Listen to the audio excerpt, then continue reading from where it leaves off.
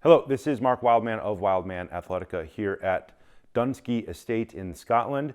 Today we are going to start working on single arm heavy club swinging, and we will start with the most important exercise first, the side to side swing.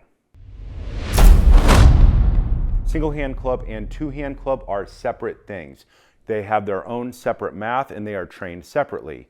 Heavy club swinging is the best possible exercise that you can do as a human being because humans have thumbs, and thumbs allow people to hold on to levers, and levers allow people to build stuff like this: hammers, axes, clubs, planes. Everything in the world was built by somebody who knew how to use a lever. When talking about heavy club swinging, we tend to do two-handed heavy club swinging first because it helps people learn to rotate their body better. Eventually, we go to single hand heavy club swinging because it lets us know if the left and the right side of our body are equally strong.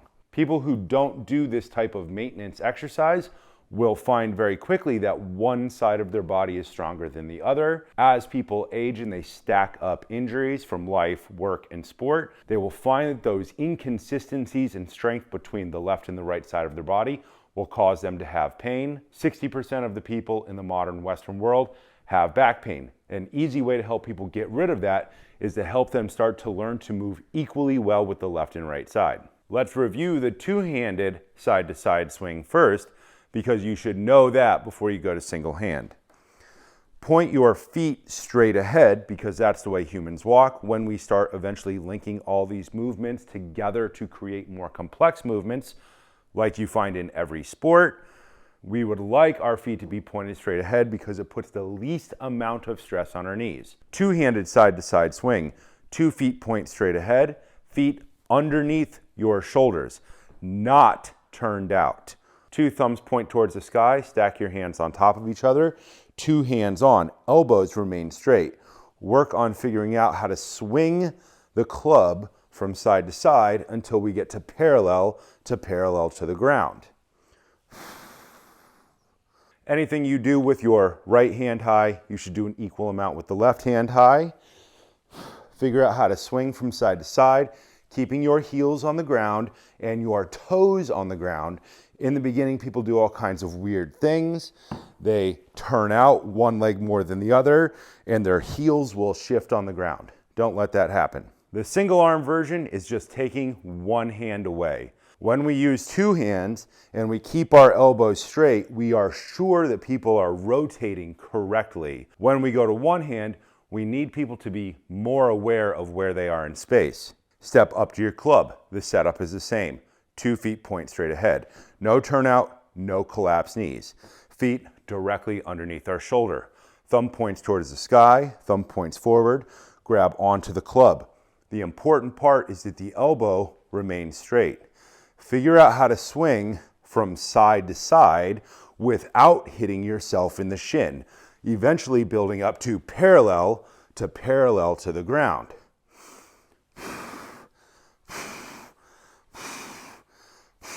Keep the heels flat, shift back, turn your hips. If you have done the two-handed version of this exercise, the one-hand version tends to go pretty well. Do an equal number with each hand. Heels flat on the ground, feet point straight ahead, elbows stay straight the entire time.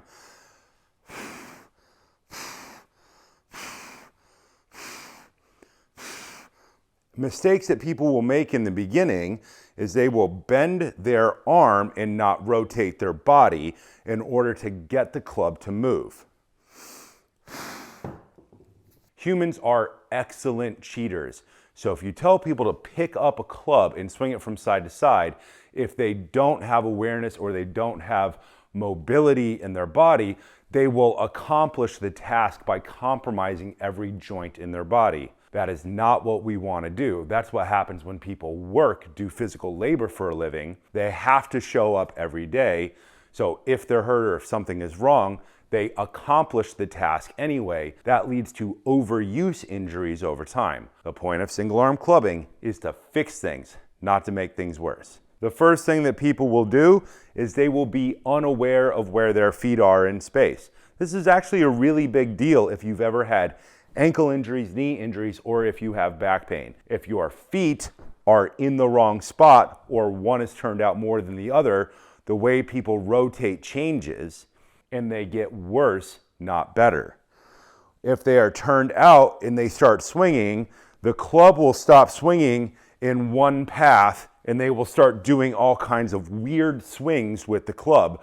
And eventually they will hit themselves in the leg. On the hand that's holding the club, they tend to reach out and then they reach back. And when they swing forward with a heavy weight, they hit themselves in the leg. The goal is not to do that. We practice our two-handed version first in a structured way, equal amounts on both sides. Then we take away the bottom hand, elbow is straight, feet straight ahead, and the club continues to move in a perfectly flat line. Two-handed club swinging and one-handed heavy club swinging are different. Two-hand forces people to rotate all the way, and that is treated very much like Olympic lifting. You have a set family of exercises, they get more complex over time, and you could spend easily 5 to 8 years on a two-handed club program. Start with, say, a 15-pound club, get to a 50-pound club. If you want to be Hercules, you get to an 80-pound club. Single-arm club training helps people figure out if their right hand and their left hand work equally well. Cliff Notes version, almost nobody's hands work equally well without doing dedicated training. Most people are substantially stronger with one side of their body, and that means they're substantially stronger with one leg, and that means that one side of their back is substantially stronger. By doing single hand training, we balance all the movement patterns and the muscles in the body to help people live a longer pain-free life. The goal of life is to generally go places and do things. If you can train a little bit every day to balance your body, it allows you to do that for longer periods of your life.